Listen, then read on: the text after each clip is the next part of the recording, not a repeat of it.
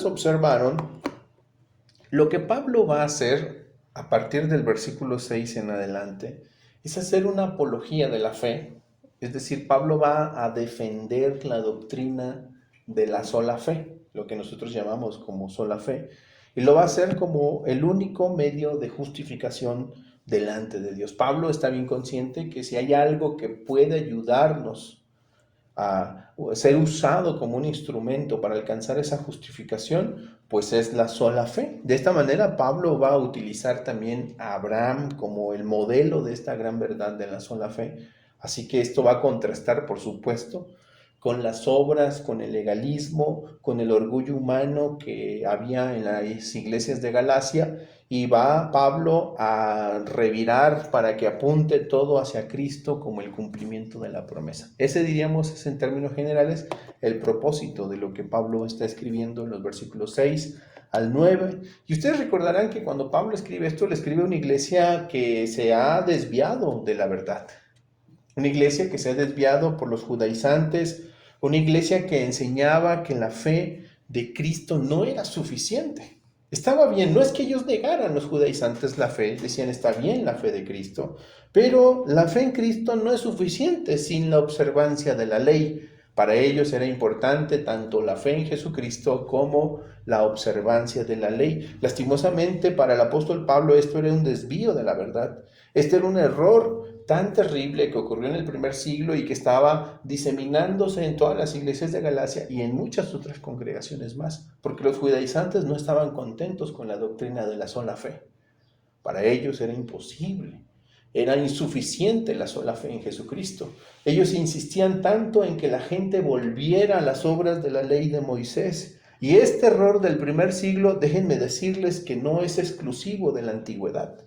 Lastimosamente, a lo largo de los siglos, ha sido un error constante entre las iglesias y las congregaciones a lo largo de los años. Por ejemplo, durante los años de la Reforma, ustedes recordarán que una de las cosas que más impactó fue lo que Martín Lutero y otros reformadores se enfrentaron.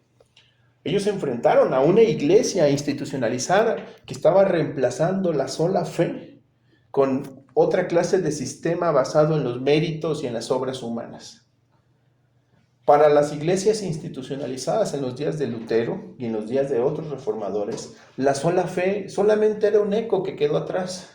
Ahora, aparte de la sola fe, las personas necesitaban ganar por mérito propio y por obras humanas, pues todos los beneficios de Dios. Y ese sistema de obras, este sistema de méritos que la iglesia institucionalizada promovía, pues había cobrado lugar y había desplazado la sola fe. De allí que cuando Martín Lutero enfrenta en los días de la Reforma todo este sistema, enorme engranaje del sistema religioso que existía en Europa, Lutero habría escrito lo siguiente: la justificación por la sola fe es el punto principal de la religión cristiana. Si ésta se pierde, toda la religión, toda la doctrina cristiana se pierde. Para Lutero era tan importante la justificación por la sola fe. Ese era el punto, decía Lutero, era el punto principal de la religión cristiana. Diríamos, era la médula espinal de la religión cristiana. Si ustedes quitan, decía Lutero, si ustedes quitan la sola fe, todo se pierde. Toda la doctrina cristiana se pierde. ¿Por qué? Porque se desplaza a Jesucristo y se centra todo en el hombre, en las acciones humanas.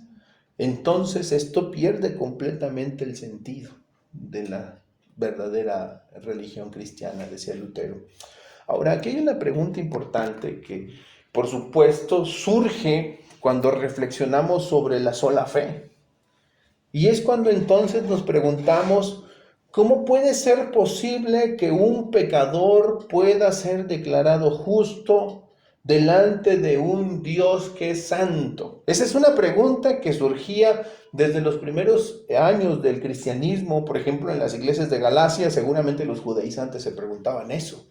Seguramente los creyentes de Galacia se preguntaban esto: ¿cómo es que nosotros, que somos pecadores, podemos ser declarados justos delante de un Dios que es santo.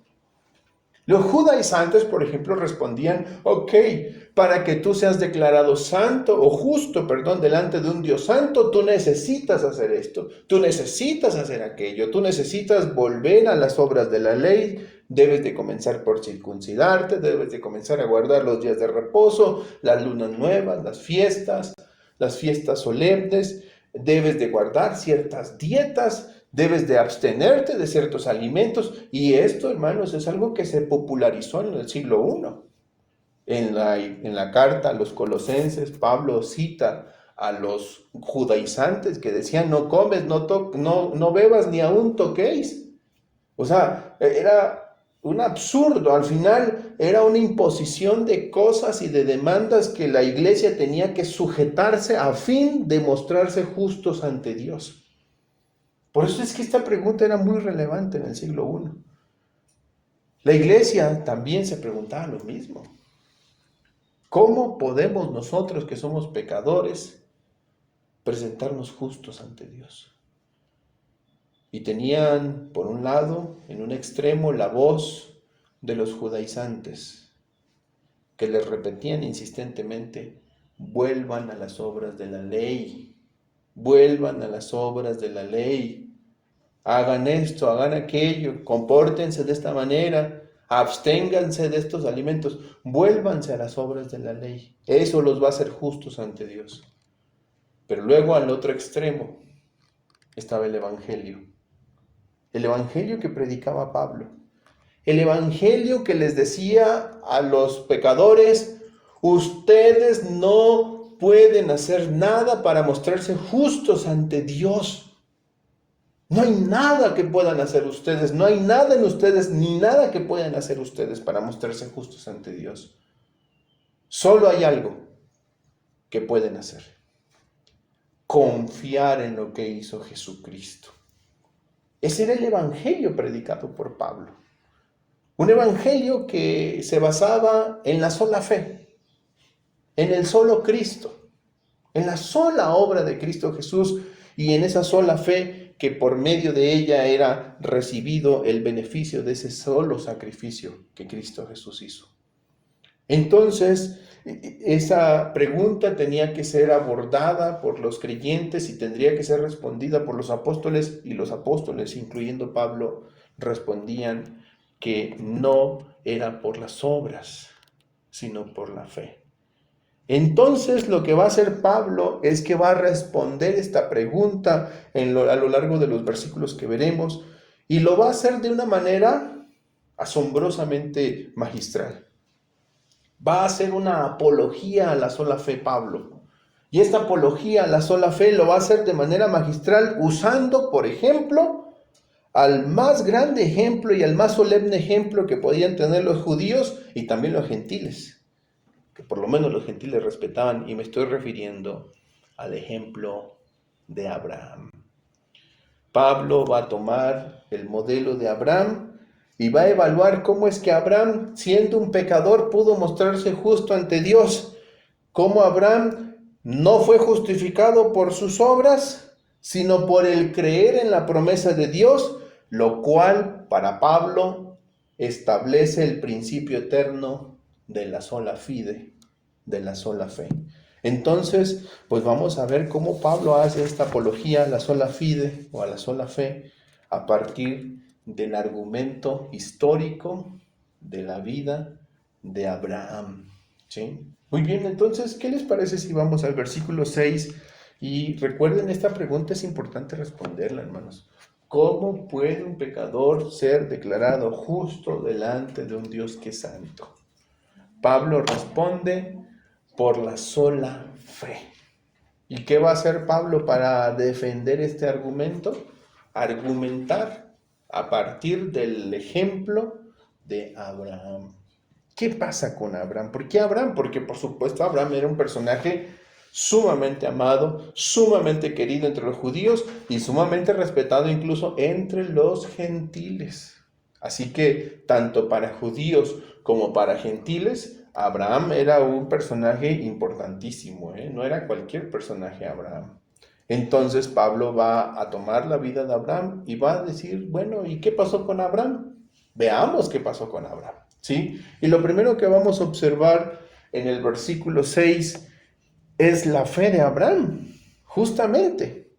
La fe de Abraham. Si ustedes están en su Biblia, dice el apóstol San Pablo en el versículo 6. Recuerden que en el contexto Pablo ha hecho varias preguntas retóricas mostrando su indignación hacia los Gálatas por haberse separado de la sola fe, de la fe en Jesucristo y querer volver a las obras de la ley, incluso pensando, pretendiendo que entre más obras buenas harían, más manifestaciones del Espíritu Santo habrían ellos. Y Pablo, insisto, aquí empieza a hacer una apología a la sola fe y no a las obras, diciéndonos, así Abraham creyó a Dios y le fue contado por justicia. Ahora, esta es una cita interesante que Pablo menciona porque es una cita que se remonta al Génesis, en donde podemos observar la historia de Abraham, y Pablo rescata o denota que lo que hizo distinto a Abraham ante Dios no fueron sus obras. Pablo dice así, o sea, como yo les he enseñado, por medio de la sola fe, creyó Abraham a Dios y le fue contado por justicia. Entonces, para entender las palabras de Pablo, evidentemente es necesario ir al Génesis, lo cual les pido que me acompañen, por favor, al capítulo 15 del libro del Génesis, porque estas palabras del apóstol Pablo de Gálatas se remontan justamente al contexto del libro de Génesis. En el capítulo 15, versículos del 1 al 6, ahí pueden tener sus Biblias abiertas, en donde vamos a observar a Abraham creyéndole a Dios. Y esa fe es suficiente para que Abraham sea considerado justo. Vamos a ver qué dice el Génesis, capítulo 15, versículos del 1 al 6, dice en la palabra del Señor: después de estas cosas, vino la palabra de Jehová a Abraham en visión diciendo, recuerden que el primer nombre de Abraham, antes de Abraham, Abraham significa Padre enaltecido. Y entonces dice que vino la palabra del Señor a Abraham, diciendo, no temas, Abraham, yo soy tu escudo y tu galardón será sobremanera grande. Y respondió Abraham, Señor Jehová, ¿qué me darás? Siendo así que ando sin hijo, y el mayordomo de mi casa es ese Damaseno Eliezer. Dijo también Abraham, mira que no me has dado prole, y aquí que será mi heredero un esclavo nacido en mi casa. Luego vino a él palabra de Jehová diciendo, no te heredará sino un hijo tuyo será el que te heredará. Y lo llevó fuera y le dijo, mira ahora los cielos y cuenta las estrellas, si las puedes contar. Y le dijo, así será tu descendencia. Versículo 6 dice, y creyó a Jehová y le fue contado por justicia. El término en griego utilizado por la Septuaginta, logizomai, significa acreditado o imputado. Mismo término que utiliza Pablo en la carta a los Gálatas. ¿Qué significa esto? Que Dios le atribuyó justicia no porque Abraham tuviera justicia. Dios se la atribuyó por gracia, por medio de la fe en su promesa. Abraham fue justo no porque fuera justo. Dios le imputó la justicia, ¿de quién, por cierto? De Cristo.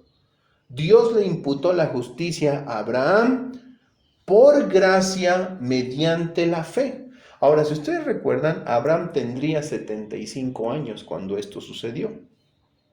Obviamente, se necesitaba fe para creer que se tendría un hijo a ese tiempo, a esa edad. La mujer de Abraham tendría unos 10 años menos que Abraham, es decir, 65. Por supuesto, en tales condiciones ya era imposible para ella físicamente poder concebir a un hijo. Y sin embargo, como podemos observar, Dios le está prometiendo hijo, y no solo hijo, multitudes. Le dice el Señor: observa los cielos, cuenta las estrellas del cielo si es que puedes, así será tu descendencia. O sea, Dios le está prometiendo que vendría un hijo y que ese hijo tendría una descendencia impresionantemente grande, tan grande como las estrellas de los cielos. Eso era lo que Dios le estaba diciendo a Abraham. Dios le estaba prometiendo a Abraham que tendría un hijo y que tendría una gran descendencia. Ahora, eso a Abraham no lo hacía justo, la promesa de Dios no lo hacía justo. Abraham responde a esa promesa con fe. ¿Qué dice el Señor? Que creyó Abraham a Dios. Es decir, ¿Abraham hizo algo o alguna obra para ganarse la justicia? No, él ni siquiera poseía justicia. Simplemente creyó la promesa de Dios, de que Dios le daría un hijo y una descendencia innumerable, y esto a pesar de su avanzada edad. Y por supuesto había otro problema aparte de la edad, no solo de él y de su esposa, la esterilidad de Sara. Entonces, Abraham, ¿qué hace en esas circunstancias? Está oyendo a Dios diciéndole: te daré un hijo. ¿Qué hacer bajo esas circunstancias? Todo era imposible a los ojos de Abraham. Pablo dice que veía su cuerpo ya medio muerto, ya como muerto. La esterilidad de su mujer Sara era otro inconveniente. O sea, sinceramente, hermanos, ¿bajo qué circunstancias podría creer Abraham que tendría un hijo? Y más en esa edad, en esas condiciones. Era imposible, realmente era imposible. Creer a Dios era algo que era totalmente imposible para Abraham. Sin embargo, Abraham cree. Abraham le cree a Dios lo que Dios le está diciendo. Y delante de Dios, ese acto que hace Abraham, por eso Pablo también nos enseña en la carta a los Efesios, que esa fe, ¿de dónde procede? De Dios. No es de vosotros, sino es don de Dios. Este acto que Dios pone en el corazón de Abraham y que lo mueve a la fe es suficiente para que entonces esa fe le sea contada por justicia. O sea, Dios le imputa esa justicia a Abraham. Dios le, ¿cómo diríamos nosotros? Le acredita también esa justicia de Cristo a Abraham para que él sea mostrado justo. Y eso nos deja en claro una gran lección, primeramente. La justicia no es por obras. La justicia no es por obras.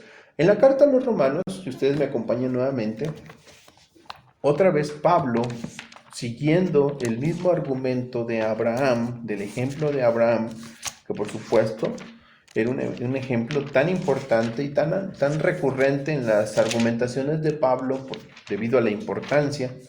Pero en el capítulo 4 de la carta a los Romanos, versículos del 2 al 5, Pablo dice cómo la justicia que recibe Abraham es por imputación, o sea, es un don de Dios, es algo que Dios le acredita a Abraham por la sola fe, y no es algo que Abraham haya ganado por sus obras. Pablo dice en el capítulo 4 de la carta a los Romanos, del versículo 2 al 5, porque si Abraham fue justificado por las obras, tiene de qué gloriarse, pero no para con Dios. Porque, ¿qué dice la Escritura? Creyó Abraham a Dios y le fue contado por justicia. Pero el que obra, no se le cuenta el salario como gracia, sino como deuda. Mas al que no obra, sino cree en aquel que justifica al impío, su fe le es contada por justicia. Es decir, ¿lo que recibió Abraham fue por deuda de Dios? No. ¿Por qué recibió la justicia Abraham? Por gracia, dice Pablo. Simplemente él creyó y su fe le fue contada por justicia. Su creer le fue contada por justicia. La justicia que Abraham recibe delante de Dios no es por sus obras. ¿Recuerdan la pregunta que hicimos al principio? ¿Cómo un hombre pecador puede mostrarse justo ante un Dios que es santo? Los judaizantes de Galacia decían, tienes que hacer, tienes que hacer, tienes que hacer. Era el constante clamor de los judaizantes. Pablo dice, no, no puedes hacerlo. Ni ustedes ni yo somos justos, ni siquiera Abraham era justo. Dios le imputó justicia, o sea, Dios le acreditó justicia. ¿Qué hizo Abraham? Nada. Entonces, ¿cómo? Creyó en la promesa. Así es como Abraham pudo mostrarse justo, siendo un pecador, justo ante Dios. Mis hermanos, ¿saben ustedes que ese es el corazón del Evangelio? El Evangelio verdadero nos lleva a ese punto, a tal grado que nos declara que para nosotros es imposible, no podemos ser justos ni podemos ganar la justicia. O sea, en realidad, si nos observamos delante de un espejo, yo sé que la mayoría de nosotros que nos vemos a sí mismos, vemos muchas cosas buenas, ¿verdad? Y decimos, ay, mira qué grandes virtudes tengo, qué grandes atributos tengo. Y por supuesto que nos enorgullecemos de nosotros mismos. Incluso nos miramos atractivos moralmente, atractivos espiritualmente, atractivos físicamente también. Decimos, ay, no, pues sí, nos observamos y pensamos de nosotros lo mejor de lo mejor. Pero cuando vemos la escritura, Dios dice, son trapos inmundos, o sea, son trapos de pudrición. Decimos, Señor, qué contraste entre mi opinión y la opinión tuya. ¿Qué puede un trapo inmundo hacer para mostrarse justo ante Dios? La respuesta de las Sagradas Escrituras es nada. O sea, el Evangelio verdadero nos lleva a esa conclusión primeramente. No puedes hacer nada por ti. Eres injusto desde la planta del pie hasta la coronilla. Eres una llaga podrida que no puede hacer absolutamente nada para ser justo. Ni tus obras son como trapos inmundos delante de Jehová. Entonces, ¿qué cosa puedo hacer para mostrarme justo ante Dios? El Evangelio dice, nada. Nada. ¿Cómo entonces voy a lograr ser justo? No puedes. Dios no acepta tus obras como justicia, ni como meritorias de justicia. ¿Y a dónde nos lleva el Evangelio cuando nos convence de que no podemos hacer nada por nosotros mismos? Nos lleva a observar a aquel que lo hizo todo perfecto. Y ese que lo hizo todo perfecto es Jesús. Y el Evangelio tan pronto como nos lleva a observar la cruz y aquel que perfectamente ofreció el sacrificio perfecto, ¿saben a dónde nos lleva después el Evangelio? A confiar en Jesucristo.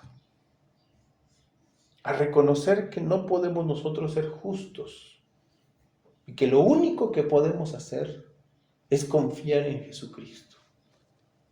Ese es el Evangelio de Jesucristo. Cualquier cosa que ustedes hayan escuchado que demande cosas de ustedes, mis hermanos, es un falso evangelio. Mira, ahora que eres cristiano tienes que hacer esto. Mira, para ser cristiano tienes que comportarte así. Mira, para que entonces seas un mejor cristiano tienes que dejar de hacer esto, tienes que dejar de hacer aquello, tienes que comenzar a actuar de esta manera. Hermanos, ese es un falso evangelio. El Evangelio verdadero dice, no puedes hacer nada por ti mismo. Observa la cruz y confía en Él. Nada más. Observa la cruz y confía en Él. ¿Saben qué es lo que nosotros aportamos para la salvación? ¿Qué es lo que aportamos para nuestra salvación? Jonathan Edwards decía, lo único que aportamos a nuestra salvación es el pecado que la hizo necesaria. No aportamos nada. Si fue necesaria una salvación, fue por nuestro pecado. Pero nosotros no aportamos absolutamente nada para que pudiéramos ser salvos. Todo lo que nosotros recibimos de Dios, mis hermanos, es por gracia. Todo lo que usted recibe de Dios es por gracia. Y no puede hacer nada, de ninguna forma, para ganar nada de Dios. Ahora, hermanos, esta verdad de la sola fe se aplica a todo. Se aplica tanto en la salvación, pero en cualquier cosa de la vida. Miren, hay una tentación, por ejemplo, entre muchas personas de creer que si hacemos ciertas cosas, ya como cristianos, ya en la vida cristiana, vamos a ganar algo de Dios. Por ejemplo, por poner un ejemplo, ¿verdad? Recordarán a Job, el justo Job. Cuando comenzó a padecer Job, empezó a perder todo lo que tenía, sus bienes, sus animales, sus propiedades, y finalmente perdió a sus hijos. Bueno, casi finalmente, porque después perdió su salud. Vinieron sus amigos y ¿recuerdan cómo interpretaron el suceso? ¿Qué le dijeron sus amigos? Pecaste. El Altísimo te está castigando. O sea, empezaron a culpabilizar a Job, responsabilizarlo de todo lo que estaba sucediendo. Y la escritura es tácita cuando dice que en todo esto no pecó Job contra Dios, ni tuvo despropósito contra él. Pero sus amigos insistían, ay, si te está yendo mal es porque andas mal. ¿Me comprenden? ¿Cómo estaban interpretando el suceso? Por supuesto, en los días previos a toda esta desgracia, ¿cómo habrían interpretado, según la lógica de los amigos de Job, su prosperidad y su riqueza? Ah, no, pues te está bendiciendo, seguro eres un hombre bien obediente, seguramente tú eres un hombre muy piadoso y por eso Dios te está bendiciendo. ¿No interpretó así Satanás la situación de Job? Así lo interpretó Satanás. Es que tú le has acercado todo a Job, por eso él te ama. Y ¿se acuerdan? Eso es lo que hace la gente. Una interpretación equivocada de la providencia divina. Ahora, ¿por qué era bendecido Dios? ¿Por qué era bendecido por Dios Job? ¿Y por qué fue alguien que experimentó una terrible desgracia y Dios lo permitió? ¿Por qué? ¿Por qué pasó de la riqueza a la pobreza, de la salud a la enfermedad, de tenerlo todo a no tener nada? ¿Por qué? ¿Qué dice la Escritura? ¿Por qué pasan estas cosas? ¿Qué es lo que hay detrás de estos sucesos? La Biblia dice que lo que ocurre detrás de estos sucesos es Dios. El libro de Job deja en claro que es Dios el que permitió. Son los planes de Dios. ¿Qué es lo único que tenía que hacer Job? Confiar. Confiar en Dios. No podía hacer Job nada. Y él confió. Jehová dio, Jehová quitó. Sea el nombre de Jehová bendito. Desnudo vine del vientre de mi madre, desnudo volveré atrás. O sea, él entendía que no había nada más que confiar en Dios. Eso es lo que dice el apóstol Pablo en la carta a los Romanos cuando dice y repite las palabras del Antiguo Testamento, cuando nos dice, mas el justo por la fe vivirá. Esa es la vida cristiana. La vida cristiana no es un cuestionar de Dios, no es el creer que por ser creyentes Dios se ve obligado a darnos todo lo que demandemos de Él. No es cierto, eso no es el Evangelio. El Evangelio no nos dice esto. El Evangelio nos dice, no mereces nada. No lo mereces. Ni siquiera mereces la vida. Y si tienes la vida, es porque Dios es un Dios de providencia y de gracia, por su soberanía. Te toca creer, te toca confiar. Esa es la parte que nos toca como creyentes. De allí que somos creyentes, hermanos. ¿No ven que el término eso significa, está implícita la acción de creer? Somos creyentes, entonces, ¿qué nos toca hacer? Creer. Y la fe en el Señor es indispensable en la vida cristiana. Insisto, mis hermanos, la fe no es meritoria. La fe es la reacción natural de un creyente hacia la obra de Cristo. Y bajo cualquier circunstancia el creyente, ¿qué es lo que sigue haciendo? Sigue confiando. Y yo quiero que esto nos quede bien claro, hermanos. Por eso es que el apóstol Pablo toma el ejemplo de Abraham y nos recuerda justamente esto. Pero quiero que nos quede bien claro el asunto de la fe, de la sola fe. La sola fe es el medio por el cual Abraham alcanzó justicia. Pero también la Biblia nos deja claro que es la fe, la vida cristiana, y la forma en la que se vive como cristianos. Y pónganse a pensar en esto. Imagínense esto. Sadrach, Mesach, Abednego. 3 muchachos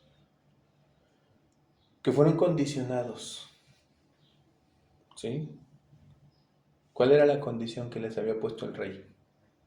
Que no se arrodillaran. Que se arrodillaran. Hacia ante él. ¿Sí?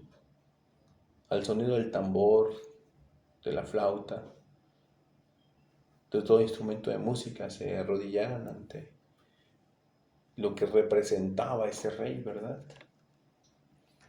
¿Y qué dijeron estos muchachos?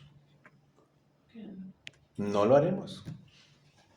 Porque nuestro Dios puede librarnos de tu mano. Y ellos estaban plenamente convencidos que Dios tenía el poder de librarlos de la mano del rey. Y si no hiciera eso Dios, aún así, no te serviremos. No doblaremos nuestras rodillas ante ti. ¿Ok? Dijo el rey. Caliente en el horno 8 veces más. Estaba tan caliente el horno que cuando tomaron a Sadrach, Mesach y Abednego para lanzarlos al horno, los mismos guardias que llevaban a estos jóvenes quedaron calcinados allí prácticamente. Y cayeron en el horno ardiente. Hermanos, ¿qué podían hacer ellos? ¿Qué se puede hacer en tales circunstancias? Humanamente, ¿qué podían haber hecho? Nada. Ellos tenían otra opción y se las estaba dando el rey. Arrodíllense frente a mí y miren, la van a librar toda. ¿Y qué tuvieron que hacer ellos? Ellos entendieron que su fe no podía estar basada en las circunstancias. Su fe estaba puesta en Dios. Y entonces determinaron confiar en Dios, aún sabiendo que Dios podía librarlos y que Dios no podía librarlos, si Él no quería. ¿Sí? Y que Dios era soberano en lo que Él iba a determinar hacer. ¿Y recuerdan qué sucedió? Cuando el rey, espantado, miraba no 3 figuras, sino 4 figuras. Y la cuarta figura, en su pensamiento pagano, decía él, es semejante al Hijo de los dioses. Pues por supuesto que era resplandeciente. Y era el mismo Señor quien guardó la vida de estos hombres. ¿Sí?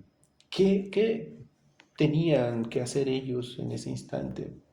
Lo mismo que tenemos que hacer nosotros, hermanos, todos los días de nuestra vida. Confiar y nada más. Confiar en Él, nada más. O sea, Dios puede librarnos de las circunstancias, sí, Dios lo hace muchas veces. Puede Dios no hacerlo si Él no lo desea y sus planes son otros, Dios también puede no hacerlo. Y por esa razón vamos a dejar de confiar en Dios, hermanos, no. Porque la sola fe nos lleva a confiar en Él. El llamado de la sola fe es ese.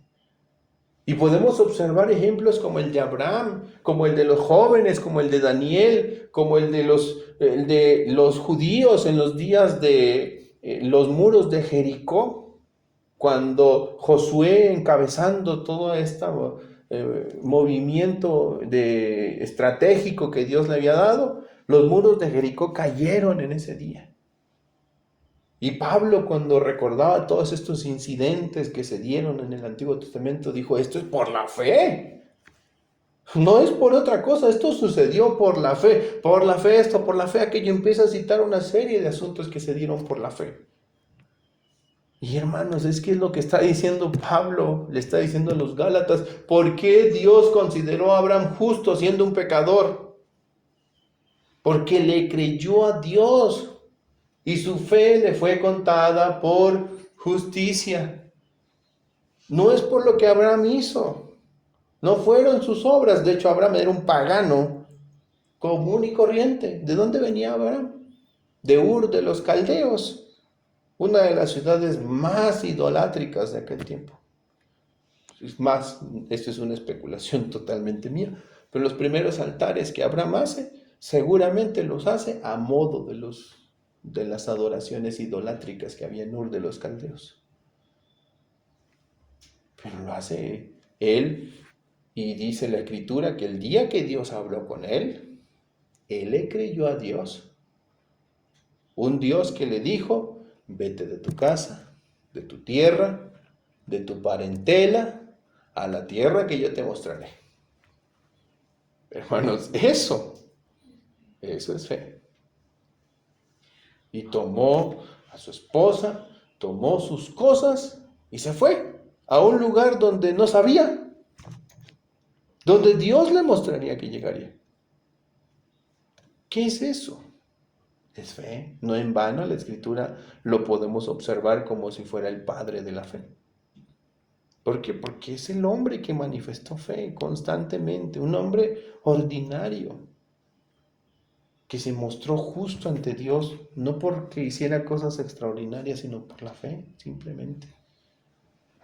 Y yo quisiera que esto quede claro en nuestras vidas. Pablo toma el ejemplo de Abraham para recordarle a los Gálatas que la justicia que ellos obtuvieron no fue por sus obras, sino por la fe. Y aquí hay una pregunta pertinente que nos hemos de hacer nosotros, hermanos. ¿En qué confiamos nosotros? Muchos estamos buscando agradarle a Dios, pero ¿en qué confías? ¿Cómo un pecador puede mostrarse justo ante Dios? Bueno, yo te preguntaría, ¿en qué estás confiando para responder esta pregunta? ¿Confías en tus obras? ¿Confías en tu moralidad? Ay, mira, qué persona tan moral me he convertido. ¿Confías en tus esfuerzos religiosos? No, yo desde que soy cristiano, mira, ahora me he visto de esta manera y entonces hacemos esfuerzos religiosos. Y la gente piensa que son esas cosas las que los hacen justos o más justos ante Dios. Y Pablo derrumba esta tesis diciéndonos, no es verdad. No es lo que haces. No es lo que dejes de hacer. Es más, no puedes hacer nada. Y cómo estas enseñanzas falsas han traído tanta maldición a la iglesia de Cristo, tanta desgracia y ruina. ¿Cuántas iglesias no están atadas con cadenas y con grilletes a las obras humanas, a las tradiciones de los hombres? Pobres almas, ingenuas, que no conocen la libertad de Cristo. Pobres almas, y hay de aquellos que las han encadenado. Hay aquellas personas que han sido maestros del error, encadenando a esas pobres almas ingenuas, haciéndoles creer que por dejar o por hacer son más justos a los ojos de Dios, cuando el Evangelio declara que no hay nada que tú y yo podamos hacer para ser justos, que ni siquiera Abraham pudo hacer nada para mostrarse justo ante Dios. No hubo nada, una sola obra, no hubo nada. Lo único que quedó por hacer en Abraham, al igual que nosotros, fue creer, confiar. Y eso es lo único que podemos hacer. En verdad lamento mucho cuántas iglesias hemos conocido, hermanos, que se han apartado de la gracia de Dios tras las obras, pensando que por sus acciones pueden ganar alguna cosa de Dios. Yo les digo una cosa, hermanos, no hay nada que podamos hacer, no merecemos nada, ni la vida la merecemos. Si la tenemos, es por su gracia. Y alguien podría preguntarse, entonces, ¿cuál es mi parte en todo esto, pastor? ¿Cuál fue la parte de Sadrach, Mesach y Abednego? Confiar. Punto. No hay nada más. Solo creer. Solo confiar. Solo descansar en Jesucristo. No hay nada más en la vida cristiana que podamos hacer. Nos podemos cambiar la ropa y cambiar una nueva moda que se vuelva a nuestro parecer más piadoso. ¿Saben qué? Eso es basura a los ojos de Dios. No puede nada ni nadie agradar a Dios por esfuerzos propios. Lo único que nos queda hacer es descansar en la obra perfecta del Hijo de Dios, de Cristo Jesús.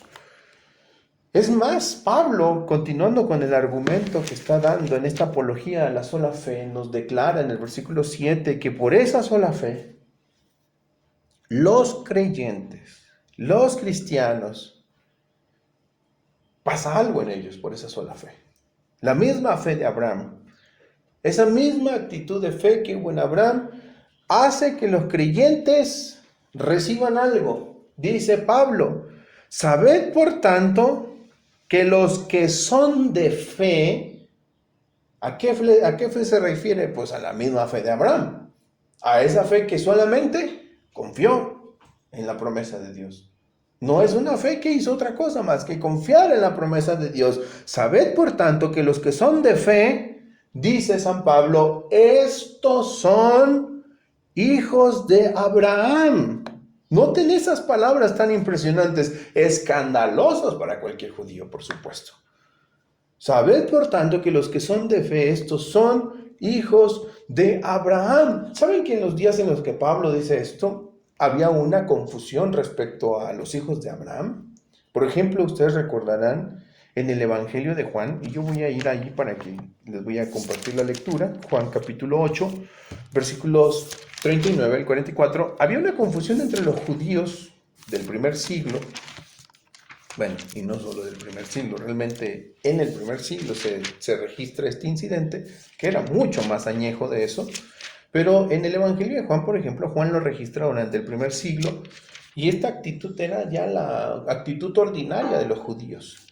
Ellos pensaban dentro de sí y tenían su confianza en el linaje físico con Abraham. Ellos decían, si nosotros venimos en un linaje físico de Abraham, ¿qué somos? Hijos de Abraham. Si Abraham fue nuestro descendiente o nuestro antecesor y nosotros somos sus descendientes, pues entonces, ¿qué somos de Abraham? ¿Cuál es nuestra relación con Abraham? Somos sus hijos. Y bueno, el día que argumentaron tal cosa, tal mito, tal falacia, delante de Jesucristo, noten la manera en la que Jesús responde. Ojo, no soy yo, ni siquiera es Pablo. Estas palabras son palabras que Juan registra del mismísimo Señor Jesucristo en contra de esta falacia judía o judaica, que creía que por el hecho de que venir de un linaje de Abraham, automáticamente por eso ellos ya eran hijos de Abraham. Pablo, ¿qué nos dijo en Gálatas? Que somos hijos de Abraham porque venimos de un linaje de Abraham físico? No. Pablo dice, los que son de fe, estos son hijos de Abraham. Vean lo que dice el Señor Jesucristo. En el Evangelio de San Juan, capítulo 8, versículo 39 al 44, dice así. Respondieron y le dijeron, está hablando de los judíos, de los fariseos, nuestro padre es Abraham. Jesús les dijo, si fueseis hijos de Abraham, las obras de Abraham haríais. Pero ahora procuráis matarme a mí, hombre que os he hablado la verdad, la cual he oído de Dios. No hizo esto Abraham. Vosotros hacéis las obras de vuestro padre. Entonces le dijeron, nosotros no somos nacidos de fornicación. Un padre tenemos que es Dios. Jesús entonces les dijo, si vuestro padre fuese Dios, ciertamente me amaríais, porque yo de Dios he salido y he venido, pues no he venido de mí mismo, sino que Él me envió. ¿Por qué no entendéis mi lenguaje? ¿Por qué no podéis escuchar mi palabra? Y entonces dice Jesús, vosotros sois de vuestro padre el diablo, y los deseos de vuestro padre queréis hacer. Él ha sido homicida desde el principio y no ha permanecido en la verdad, porque no hay verdad en él. Cuando habla mentira, de suyo habla, porque él es mentiroso y padre de mentira. Los judíos pensaban que eran hijos de Abraham. Vivían en esa falacia. Jesús les dice, ustedes son hijos del diablo. Y lo demuestran. Porque el diablo es homicida desde el principio y ustedes me quieren matar. Si fuerais hijos de Abraham, haríais las mismas obras de Abraham. ¿Qué obras hizo Abraham? Creyó a Dios y su fe le fue contada por justicia. Creerían en él. Nosotros no tenemos más padre que Dios. Si fuerais hijos de Dios, me amaríais, dice el Señor Jesucristo, porque yo he venido de Dios. Entonces, ¿eran hijos de Abraham? ¿Eran hijos de Dios? Jesús dice, no, ustedes no son hijos de Abraham, ustedes no son hijos de Dios, ustedes son hijos de Satanás el diablo. Porque ustedes me quieren matar y ustedes son mentirosos, como el diablo es mentiroso y padre de mentira. Entonces, este error garrafal que existía entre los judíos, que pensaban que ellos por tener un linaje físico con Abraham eran en automático identificados como hijos de Abraham, Jesús lo rompe y Jesús les responde que si fueran hijos de Abraham, harían las obras de Abraham, es decir, creerían en él. La confianza en los judíos estaba mal puesta, por supuesto. De allí que Jesús les llamó hijos del diablo. Ahora no es el único incidente. En Mateo, capítulo 3, Juan el Bautista también, otro de los personajes más importantes en los días de los evangelios. En el capítulo 3, versículos 7 al 9, el Bautista le dice de la siguiente manera, a todos los judíos, dice Mateo, que justamente había fariseos que confiaban en su descendencia carnal, diríamos, con Abraham, en su vínculo carnal con Abraham. Y lo que hace Juan el Bautista es impresionante porque los confronta. Él les dice que no deben de confiar en su descendencia carnal. Ellos no son hijos de Abraham solo porque desciendan de Abraham en la carne. Y luego llegamos al capítulo 3, versículos 7 al 9, en donde dice en la Escritura, al ver que muchos de los fariseos y de los saduceos venían a su bautismo, estamos hablando de judíos, de los más religiosos que había en aquel entonces, Juan les decía, generación de víboras, ¿quién os enseñó a huir de la ira venidera? Haced pues frutos dignos de arrepentimiento y no penséis decir dentro de vosotros mismos, Abraham tenemos por padre. Porque yo os digo que Dios puede levantar hijos a Abraham aún de estas piedras. Ellos no eran hijos de Abraham. Ellos no tenían frutos dignos de arrepentimiento. Ellos no amaban a Dios con su corazón. Ellos no confiaban en las promesas de Dios. Y entonces cuando encontramos esta verdad maravillosa que Pablo está enseñándole a los Gálatas, que están confiando más en sus obras, Pablo les argumenta y les dice, pues al fin y al cabo, los que somos hijos de Abraham lo somos por la fe, no lo somos por las obras. Nosotros no somos hijos de Abraham porque hayamos hecho algo. Eso es el engaño de los fariseos, ese es el engaño de los escribas, este es el engaño de los saduceos. Ellos piensan que son hijos de Abraham por lo que hacen y por lo que son. Pablo dice, no, nosotros somos hijos de Abraham por la fe, simplemente. Un creyente verdadero, y esa es la redefinición, diríamos. Pablo redefine el título de hijos de Abraham. Al decirles Pablo o enseñar Pablo que ser hijo de Abraham no depende de pertenecer al Israel étnico, sino de compartir su fe. Es una redefinición enormemente importante en el Nuevo Testamento. Cuando Pablo enseña que lo que hace hijo de Abraham a un creyente no es sus obras, no es su linaje, sino su fe en Dios. Y eso es lo único. Es una redefinición impresionantemente importante, insisto, porque para cualquier judío se volvió escandalosa. En su carta a los Romanos, y si ustedes me acompañan, capítulo 9, Pablo refuerza nuevamente esta idea. En el capítulo 9, versículos del 6 al 8, Pablo una vez más refuerza la idea de que ser hijo de Abraham no depende de pertenecer al Israel étnico, hermanos, sino de compartir la fe con Abraham. Capítulo 9, versículo 6 al 8, dice el apóstol Pablo, no que la palabra de Dios haya fallado. Noten lo que dice, esto es bien escandaloso, para cualquier judío o judaizante. Porque no todos los que descienden de Israel son israelitas, ni por ser descendientes de Abraham son todos hijos, sino en Isaac te será llamada descendencia. Dice, esto es, no los que son hijos según la carne son los hijos de Dios, sino los que son hijos según la promesa son contados como descendientes. Aquí hay verdades impresionantemente fuertes. La primera de ellas es que los israelitas son todos los que pertenecen al pueblo de Israel.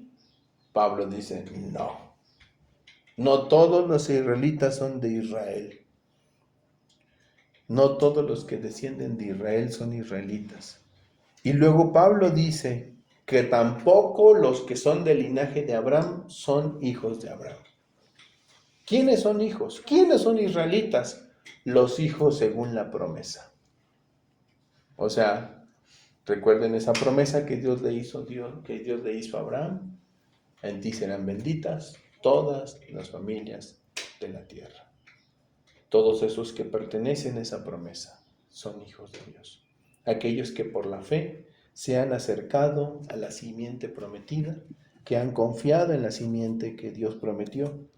Esa es la gente que es bendecida.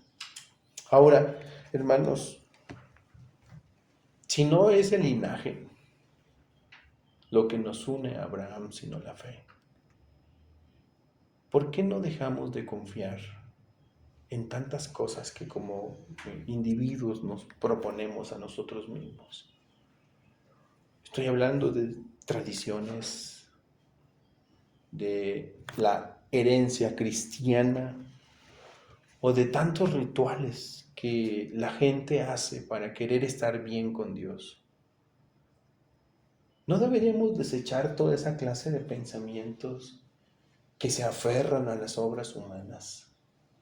Si el apóstol Pablo nos ha declarado que lo que nos hace hijos de Abraham y lo que nos une, el vínculo que nos une con Abraham es la fe. Y nada más que la fe. No deberíamos desterrar cualquier otro pensamiento ajeno a la fe y que se enclaustra en las obras, que se aferra a las obras. Yo creo que sí. Deberíamos desterrarlos de nosotros. Ahora, ojo, con esto no estoy diciendo que no hagamos cosas que le agraden a Dios. No estoy diciendo eso, ¿eh? No estoy haciendo apología en contra de las obras, porque creemos en las buenas obras. Pero entendemos que nosotros somos salvos no por buenas obras. Eso nos debe de quedar claro. Somos salvos para buenas obras, eso sí, no por buenas obras. Pero que ninguna de nuestras obras, de ninguna manera, se va a ganar el agrado de Dios en ningún sentido. Entonces, ¿por qué oramos? ¿Por qué tratamos de comportarnos con justicia? ¿Por qué tratamos de vivir en rectitud? Para la gloria de Dios. No por otra cosa. ¿Comprenden eso? No es para ganar algo, para obtener algo de Dios, para que Dios de alguna manera nos aprecie más. No, de ninguna forma. En el versículo 8 el apóstol Pablo dice algo que también es muy importante. ¿Cuál es la promesa del Evangelio? Bueno, versículo 8, si volvemos a la carta a los Gálatas, nos dice lo siguiente el apóstol Pablo, capítulo 3, versículo 8, y la Escritura, previendo que Dios había de justificar por la fe a los gentiles, dio de antemano la buena nueva a Abraham, diciendo, en ti serán benditas todas las naciones, todas las naciones. Versículo 8, en ti serán benditas todas las naciones. Ahora noten lo que Pablo dice. Pablo habla de la promesa. Dice, el Señor dio de antemano la buena nueva a Abraham. Esa promesa se registra en Génesis capítulo 12, versículo 3, que la voy a leer para ustedes. Capítulo 12, versículo 3, en donde Dios, hablando con Abraham, le dice lo siguiente. Bendeciré, justamente cuando Dios está llamando a Abraham de salir de Ur de los Caldeos, Dios le dice, bendeciré a los que te bendijeren y a los que te maldijeren maldeciré. Por cierto, esa era una promesa para Abraham. Sí, yo sé que luego a veces lo oímos. Ay, si alguien me maldice, Dios lo va a maldecir, ¿verdad? No, eso es una promesa para Abraham. Pero Dios le dice a Abraham, y serán benditas en ti todas las familias de la tierra.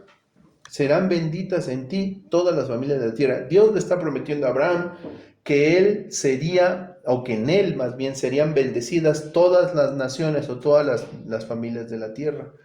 Hermanos, es uno de los primeros anuncios, después de Génesis 3:15, uno de los primeros anuncios del Evangelio. Que la justificación por la fe no solamente será ofrecida a los judíos, sino a todas las familias de la tierra, o como Pablo escribe, a todas las naciones. Ahora, ¿cuándo se cumple esta promesa de Dios a Abraham, donde Dios le está diciendo, en ti serán benditas todas las familias de la tierra? Si vuelven ustedes a la carta a los Gálatas, por favor, en el capítulo 3, van a observar que curiosamente Pablo nos habla del cumplimiento de esa promesa. Versículo 16, dice Pablo, Gálatas 3, verso 16. Pablo dice, verso 16, ahora bien, a Abraham fueron hechas las promesas, y noten lo que argumenta Pablo, y a su simiente. Y no dice a las simientes, como si hablase de muchos, sino de uno, a tu simiente. ¿Se acuerdan de esa expresión, simiente? ¿Cuál es esa simiente que Dios le prometió a Abraham? La misma simiente que Dios le prometió allá en Edén, en Génesis 3:15. ¿Sí? Y recuerden que dice Génesis 3:15, y pondré enemistad entre ti y la mujer, entre tu simiente y la simiente suya. Este te herirá en la cabeza y tú le herirás en el calcañar. Esa simiente prometida, Dios se la vuelve a prometer a Abraham. ¿Sí? Y muchos pensaban, incluso probablemente Abraham pensó, que esa simiente prometida era Isaac. Y podríamos pensar que se trataba de Isaac. Y lo mismo ocurrió con Isaac.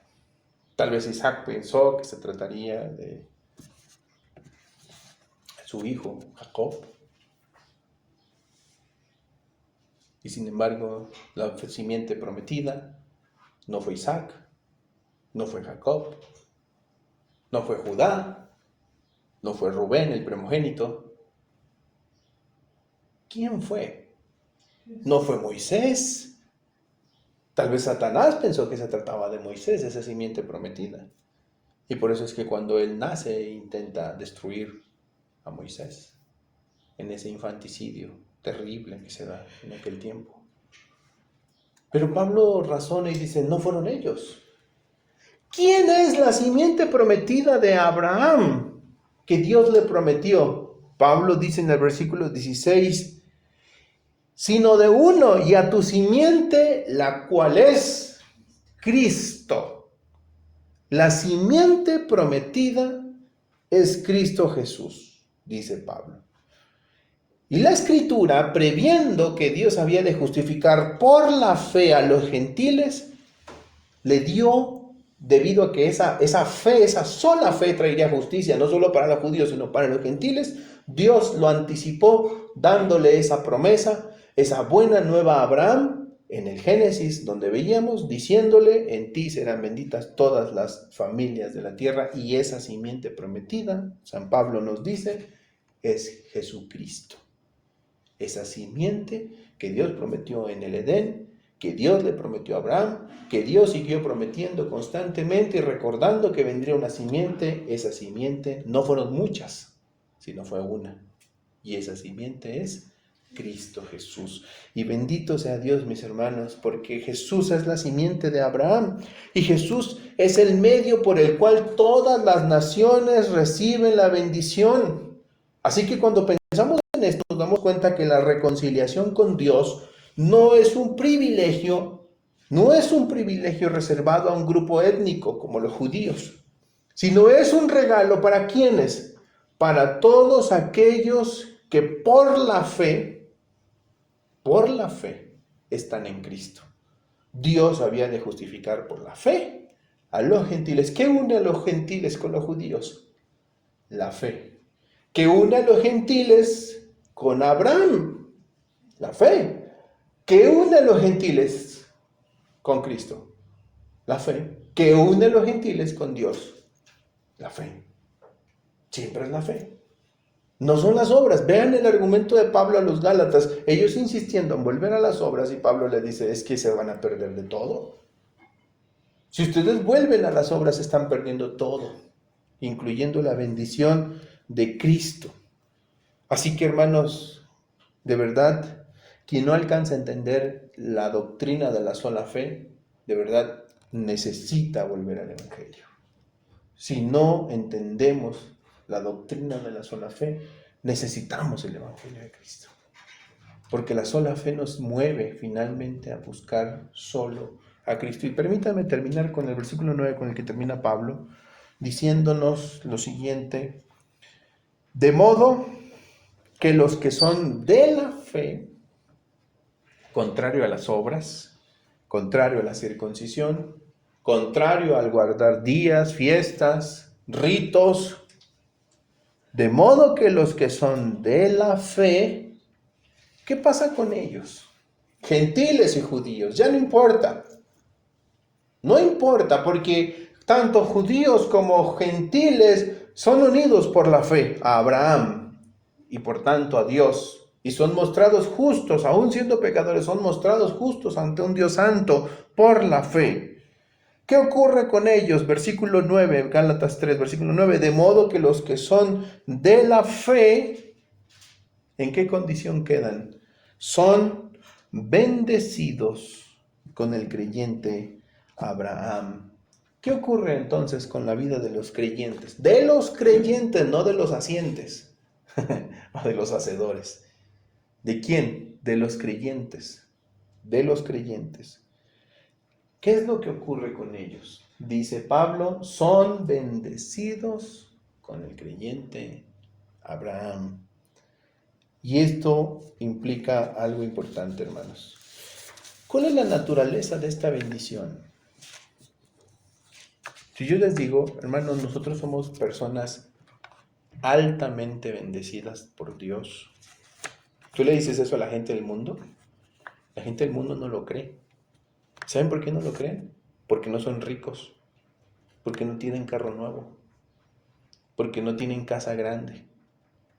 Porque para ellos ser bendecido por Dios es sinónimo de dinero, es sinónimo de salud, es sinónimo de materialismo. La gente por eso no cree que Dios bendice. Pero ¿saben qué es lo triste de toda esta historia? Que hay personas que piensan esto dentro de las iglesias, que traducen la bendición de Dios en términos materiales. Es más, hay quienes les enseñan a la gente eso. Mira, ¿sabes qué? Si tú perdiste tu trabajo es porque andas pecando. Si tú perdiste tu casa, o sea, tuviste una inundación y se te inundó tu casa, así le dijeron a una persona en Valles. Nomás te hiciste cristiano y ya te inundaste. Y todos los demás de la cuadra también se inundaron y no eran cristianos, ¿verdad? Pero claro, les hacen creer ese tipo de cosas, ¿verdad? Y luego lo peor es cuando eso pasa en la iglesia. A la gente se le enseña, ¿verdad? Es que si te pasa esto bueno es porque Dios te está bendiciendo. Si te pasa esto malo es porque Dios te está bendiciendo. Te está maldiciendo, ¿verdad? Te está castigando Dios. No es cierto, hermanos. Porque la bendición de Dios que viene de la mano de Abraham no es material ni terrenal. ¿Qué clase de bendición es la que nosotros esperamos y recibimos por la fe? Es una bendición espiritual. ¿A qué nos referimos con esta bendición espiritual? Déjenme decirles varias cosas. Nos referimos a la justificación. Nos referimos a la comunión con Dios. Nos referimos a la esperanza de la vida eterna. Si quisiéramos englobar estas tres cosas en una sola frase, y esa es la gran bendición de los hijos de Dios y de los hijos de Abraham, es esa bendición maravillosa que nosotros llamamos la obra del Espíritu Santo. Y permítanme decirlo en palabras del apóstol San Pablo. Capítulo 3 de Gálatas, pero el versículo 14. Cuando Pablo habla de la bendición de Abraham, bajo la cual todos los creyentes están, no se refiere a una bendición material, no se refiere a una bendición física, se refiere a una bendición espiritual que implica justificación, comunión con Dios y esperanza de la vida eterna. Dicho de otra manera, en palabras de Pablo, es la obra del Espíritu Santo. Pablo dice en el versículo 14 de Gálatas 3, para que en Cristo Jesús la bendición de Abraham alcanzase a los gentiles. ¿Cuál es esa bendición? A fin de que por la fe recibiésemos, ¿la qué? La promesa del Espíritu. ¿Cuál es la bendición de Dios que Dios le dio a Abraham? ¿Qué es la bendición que por medio de esta misma fe que tuvo Abraham reciben los gentiles? Dice Pablo, la promesa del Espíritu. Esa es la bendición de Abraham. La promesa del Espíritu Santo. Hermanos, esa es la promesa, esa es la bendición que tenemos los creyentes. No tenemos una promesa en términos materiales, sino es una promesa que se remonta a lo espiritual, particularmente a la persona y a la bendita obra del Espíritu de Dios que está obrando en los creyentes. ¿Saben por qué? Me decía mi hermana, Dios no deja que que me quede en la angustia. ¿Saben por qué pasa eso? Dios no permite que un creyente se desbarate en la angustia, porque está bajo la bendición de Abraham. O sea, el Espíritu de Dios está obrando en ella. y en nosotros. Bendito sea Dios que también en nosotros. Si no, ya hubiéramos quedado tirados desde hace mucho tiempo. ¿Por qué persistimos? ¿Por qué seguimos adelante? ¿Por qué perseveramos? Por la obra de su Espíritu. Y esa es la bendición de Abraham, que por la fe, la misma fe de Abraham recibimos. ¿Se acuerdan cómo buscaban los Gálatas manifestaciones y milagros del Espíritu? Maravillas del Espíritu. ¿Qué les dice Pablo? Lo vimos la semana pasada. ¿Por qué? Por las obras de la ley. Y Pablo dice, no, si nosotros estamos bajo la bendición de Abraham, que es su Espíritu, es el Espíritu de Dios en nuestras vidas obrando, y estamos en eso, bajo esa bendición, por la fe. Por la fe. Mis hermanos, es maravilloso saber que la obra de Dios está manifestándose en nuestras vidas, hoy y siempre, y que no va a concluir nunca, y no solo ahora, como mi hermana lo expresaba, sino en cada instante, en cada área de nuestra vida, la obra del Espíritu de Dios está trabajando. Nos fortalece, nos anima, nos reprende muchas veces, ¿sí? Nos frena cuando estamos a punto de cometer un error, pero constantemente nos inspira y nos recuerda que somos justificados, que tenemos comunión con Dios y que tenemos una esperanza viva en los cielos, de donde también esperamos al Salvador, al Señor Jesucristo. Así que, mis hermanos, la justificación por la sola fe no es una doctrina nueva, ni siquiera es una doctrina reformada, es una doctrina bíblica.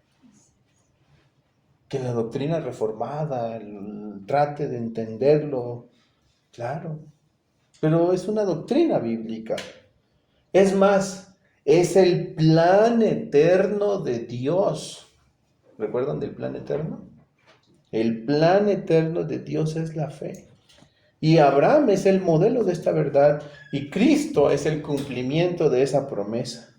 Así que, ¿qué es lo que nos toca hacer a nosotros como creyentes? Ya lo dijimos varias veces, pero dicen que entre más repite uno, más aprende. Y luego la UNAM dijo que solo nos quedamos con el 15% de lo que escuchamos. Así que entre ese 15% de lo que oímos, pues por lo menos que es algo que repetimos. ¿Qué nos toca hacer a nosotros? Poner toda nuestra confianza en Cristo.